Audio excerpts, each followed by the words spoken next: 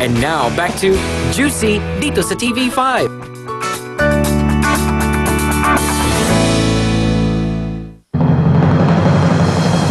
At sa pagbabalik pa rin po ng Juicy, IC Menjosa. Yes, nanay. Gusto ko yung Ang Diyos. baon. Feel ko na yun. Gusto mo yun? Feel ko na. Anyway, ang baon ko naman ay bilang Friday 2. So anyway, pero itong dalawa kong baon, nalaman ko sa isang gabi lang. Oh! Kasi lumabas ako, naghanap ako ng chika sa Reserve Lounge sa Ortigas. Ano ba doon? Pupunta na rin ako doon. Nandun ka rin nung Sunday Ikaw last week. naghihingi lagi ng baon sa mga Oo, ako naman ikot. So hitting two birds with one stone, mamam and chismis. Ayan. So ang nasagap kong chika, meron ako nakausap na very reliable source. Yung unang chika ko ay tungkol sa isang hiwalayan. Okay. Kinonfirm sa akin ng source na hindi nga nanununog at hindi nangunguryente, na actually nadulas siya. Sabi ko, oh my God, ba't ko ba sinabi sa'yo? Reporter ka. Anyway. Tapos ang nasabi niya sa akin ay hiwalay na daw, confirm, si Boy Tupiso at si Rufa Making. Sabi ko na, kaya si Rufa May ayaw magsalita. Yes. At saka si Boy 2, nakita ko sa Bora, mag-isa, wala. Di ba na yung Kasi si Rufa May, kapag may karelasyon, very proud Talaga. siya. Nagsasalita siya. Nagtataka kami, tayong lahat, Yes. diba? Kung bakit ayaw niya magkomento tungkol kay Boy 2. Eh, yun nga, last week lang nakausap siya. Ay, kamusta kayo ni Boy 2? Wala, friend. Ganun, wala. Ang gusto niya pag-usapan yung gagawin niyang show dito. Nakakalungkot naman, di ba na? Ang bilis. Ang bilis kasi meron pa silang announcement na kasal sa 12-12-12. Oo, di ba? December. Kaya ganun Pero siya nandun katipid. din si Boy 2 same night, pero hindi ko na siya inurirat dun sa mga detalye. Sabi ka naman. nagano lang kami. Sana hinabol mo. Boy 2, wala na daw kay Hirupa. Nag-share sa kami, pero kinonfirm nga ng source na malapit sa kanya. So anyway. Kaya nalilibang siya ngayon sa Will Time Big Time. Yes, oo. At Si Rufa nagbigay May. pa siya ng wheelchair sa isang contestant na na-stroke ang wife. Ay, oo. Sinabi niya talaga, itong itong wheelchair na to. Todo na to. Ganun, todo na to. Para sa lola ko to. Yes. Pero hindi na niya nagamit kasi nategi. Sabi niya, meron siya magsalita, nategi na Lahat ang ni lola niya, ko. di ba? Sa ospital pa Yes. lang. And yung sunod ko Pero naman. mabait ng talaga si puso. Peachy. Oo, and mabait na si Boy 2. Lalo sa pamilya. And yung sa pangalawa ko naman baon, nagkaka-develop pa naman. Same night. Si Andy Eigenman at ang anak ni Senator Ping Lacson na si Jack Lacson. Kumanta sila together ng Bakit Ngayon Ko Lang at yung Reserve Lounge parang nagmistulang mall show na sobrang kinikilig lahat ng mga tao. Ba't ba single sila Ako hindi ako kinikilig para kay Andy. Kasi alam mo naman ng mga Pilipino, ayaw nung napaka-igsi pa lamang nung panahon. Meron na kagad. Eka nga nakaburol pa yung patay. Iniiyakan pa, may kapalit na. Parang ganon. Hindi naman sa buhay niya yan. May kalayaan siyang umibig at magmahal at mahalin din. Pero kulturang Pilipino, hindi ganon kabilis. Hindi Pero ganon ako kabilis. naluloka din ako. Dating lang. Naluloka din ako kay Andy. Kung gabi-gabi umalis siya, paano yung baby niya? Tsaka may issue pe. Kung ayaw mong masunog ka, lumayo ka sa Oo. apoy. Ganun lang yon. Pero Mauunawaan natin na pwede siya magmahal Ang at noong mahalin. naliling kay Miss Andy Eigenman ay yung si Jake. Si Jake, oo, Ejercito. So, ibig sabihin wala na sila. Oo, kasi pupunta Oo. London si Jake. Oo, diba? alam ko Tapos- yung Oo, isa nag-aaral. dito yan eh. Oo, tas eto Naging na sila naman. ba talaga ni Jake or nag-dating? Oo Yes. naman. Sila Oo, sila. oo. Kaya tanggap natin, mahal natin si Andy, pero nagmamalasakit tayo na para wag ka sumasabi. Relax lang. Diba? Relax ka lang. Diyan ka lang. Take it slow. Banda Tama lang naman dyan. siya. So, Oo. marami Yung pang kumbaga, time. chill. Tsaka di ba naman talaga Ay, chill? Ay, wow. Relax. One night. Or some other bars. Yes, kaya mga ka-freshness, eto na, kumalma kayo, mag-chill kayo sa aming extra sa Sabog Top 3. Express Pasabog Top 3. Rufa Gutierrez, all out ang support sa mga kababaihan. Sa kabila ng kanyang busy schedule, ay never nakalimot ang beautiful kapatid host na si Rufa Gutierrez na magbigay ng panahon para sa mga event ng Avon, kung saan ay tumatayo siya bilang inspirasyon. Well, ang message ko lang po sa mga kababaihan is to be strong, to be independent, to be yourselves, and also to never back down from any fight. Kailangan you should always practice grace under pressure and be strong. At para naman sa ating showbiz feed, Oo naman. Apektado ka. Oo naman. Apektado na naman si Bunso. Pwede na ba yun? Baka Pwede may na. Tahitian pa. Bukang-buka na yun eh. Eto na, Heart Evangelista opens up about breakup with Danielle Matsunaga. Says she and Sid Lucero are very close. Sulat sa pep.ph, their friend lang daw talaga si si Hart at Sid at ayon sa aktres ay wala raw katotohanan na may kakaiba pagtitinginan silang dalawa at sobrang puring-puri talaga ni Hart si Sid. At ang kanilang daw rason na paghiwalay ni Daniel ay cultural differences dahil syempre lumaki si Daniel sa ibang lahi at si Hart naman ay Filipina.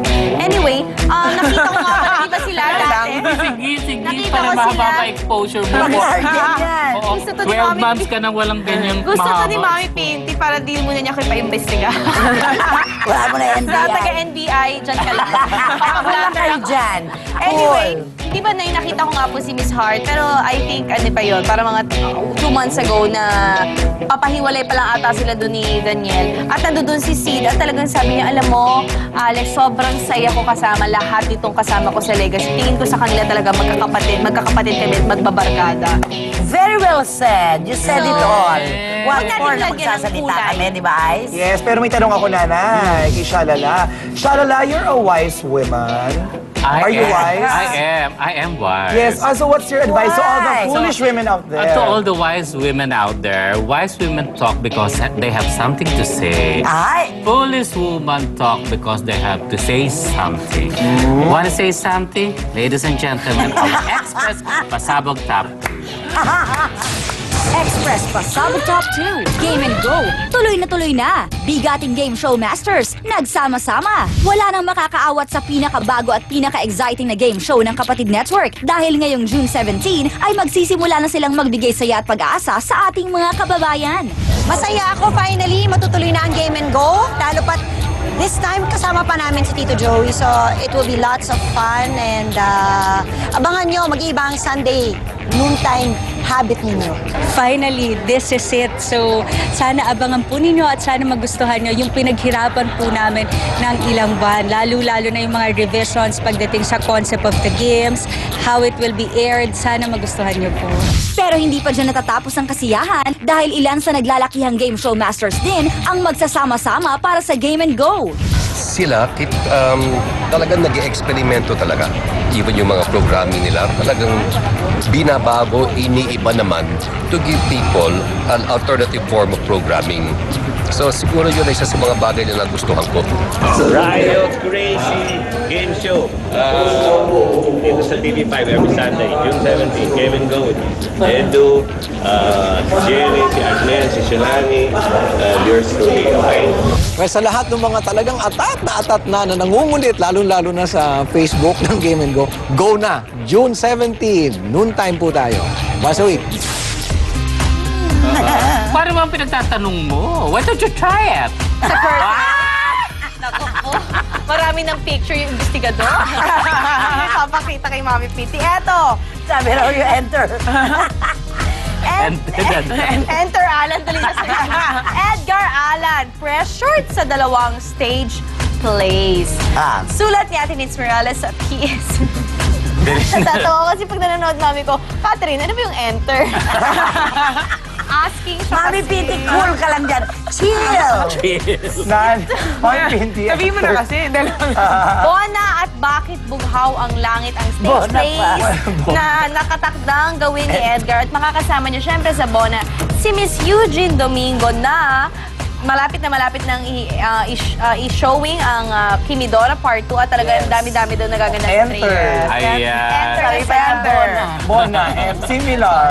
Pero in fairness, sa totoo naman talaga nakaka-challenge siya at bagong faces sa career ni Edgar Allan. Kasi alam naman natin magaling umarte si Edgar Allan. Sa swerte nung batang iba yan.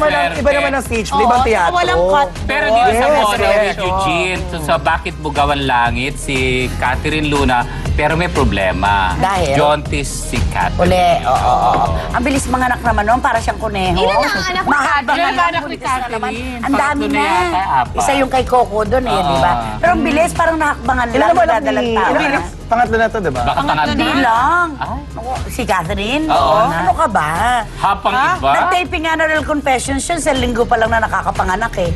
Ganon siya katindi, para siyang ahas. Pero ang galing niya. Naghuhunos, naiiwan yung hunos. Pero ang galing niya, in fairness. Or nga pala si Edgar Allan Guzman, gustong-gusto ko yung speaking voice niya. Na parang nasal, na parang, basta maganda. Gusto ko Ang kay linis Edgar pa niya. pagka ngumingiti siya. Ang linis-linis na itsura, gusto ko siya. Paano? 1, 2, 3. Paano? Paano? Ba't mo pinikit yung isa mo mata? Eh, ganun na. Ano to, Mr. Pogi? Divine Rebound mo. Okay, baon. Ito nangyari sa Lady Gaga concert. So blind item ito. Oh, wala pa rin Blind talaga. item na lang. Meron Kasi pa rin talaga naawa rin yan. ako eh. Nung first night, syempre ang dami-daming artista, di ba? May isang hunk. Na syempre, nung papasok yung mga artista, nakita niya sinisigawan ng mga tao. So ginawa niya, pagpasok niya, wala sumigaw. What? Oo, so parang yung mga tao, hindi na siya Dinedma pinapansin. So ginawa niya, tumambay siya doon. Lalo na wala sisigaw Tumambay siya sa doon. kanya. Wala Bakla. talagang sumigaw. Semay na siya, semay! Sino? Ha? Sa laki ng katawan niya na yun. Oo, tsaka gwapo ba naman siya? Sige, sige. Pero Sandang, wait lang. Ano, wait, mas sinigawan pa yung isang, di ba, isang sexy actress. Oo, masinigawan pa yun, guys. Gusto mo ba maglaro Ay, tayo? sige, dahil ako muna. Ang game natin, ano, parang yung... Ikaw yung dulo. Isang grupo. Isang grupo ng mga... Tumambay siya din sa mga sumisigaw na lang, nakisigaw na lang. Sabi ko, di ba, sana nagpa-picture ka na rin lang. Teka lang ha. Ito angkinin ko yung pagkakataon na. Ako si Piolo. Sige. Ako si Eko. Ako si Bernard Palangka. Fine, Carla Sagasti. O sino natira ka? sa'yo? Hindi ko alam. Ayaw talaga sabihin eh, no? Hindi ko alam. Basta ayaw kumain. Diet ka ng diet eh. Kaya nangyayari sa katawan mo, sobrang Hindi, payat baka naman na, feeling ko, hindi lang siya namukaan. Alex, isang public figure. Dami mo Kahit expect. marami pa siyang kahawig doon, mangingibabaw pa rin. Dahil yung exposure ba?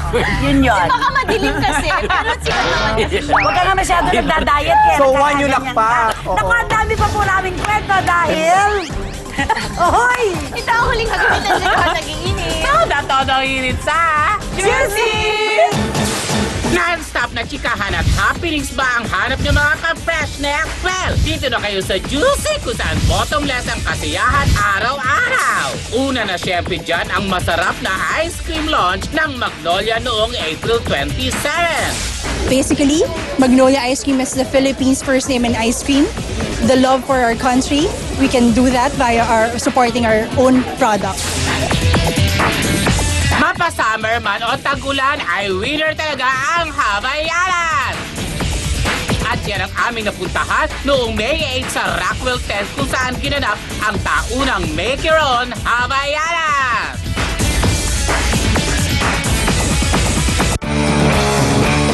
Don't go away. Magbabalik ang Juicy dito sa TV5.